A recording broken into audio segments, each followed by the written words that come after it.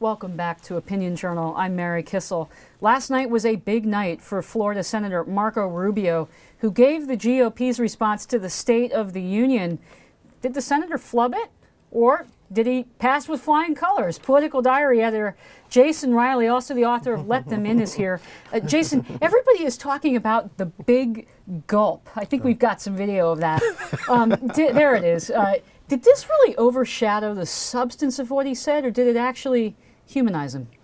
I think maybe the latter. I think he took it in good humor the next day or right after the speech, I think. So I think everyone got a good laugh out of it. But it's a very thankless job, giving a response to a speech. You have to prepare your response before you've heard the speech you're responding to.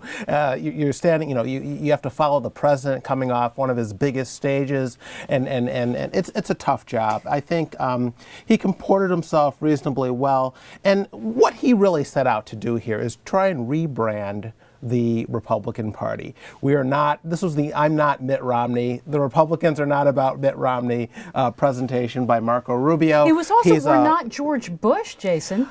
I mean, George Bush. Well, if you heard Jay Carney's response, though, he wanted to draw a comparison to Mitt Romney. He said, oh, Marco Rubio sounded, this is Jay Carney, the president's spokesman, said to reporters, he sounded just like Mitt Romney during the campaign. Clearly, the Republicans are continuing down that path. So that's where they wanted to draw the comparison. And Marco Rubio and the Republicans wanted to present this 41-year-old son of Cuban immigrants. We're not the party of the rich, he was stressing. We're reaching out to other ethnic groups, he was stressing. I care about Medicare. My mom's on Medicare. I grew up in a working class household. I still live in that neighborhood. I care about my neighbors. That was what this was an attempt to do, and I think he did a reasonably good job of that. Marco Rubio really broke out on the national stage with his push for immigration reform.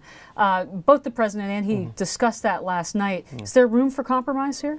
I think there is room for compromise, but one thing that I find a little worrying is that the president continues to omit any mention of a guest worker program for low-skilled workers, which is a huge piece of the immigration reform puzzle. He talks about a path to citizenship for people here. He talks about more border security. He talks about bringing in more high-skilled workers. But a huge part of our illegal immigration problem is driven by low-skilled workers, and we need to find a way for them to come legally. Now, the AFL-CIO and Big Labor doesn't like to hear a president talking about that, and he's trying to accommodate them. But unless we get that right, immigration reform might not amount to much. Okay, Political Diary editor Jason Riley, thanks for being with us.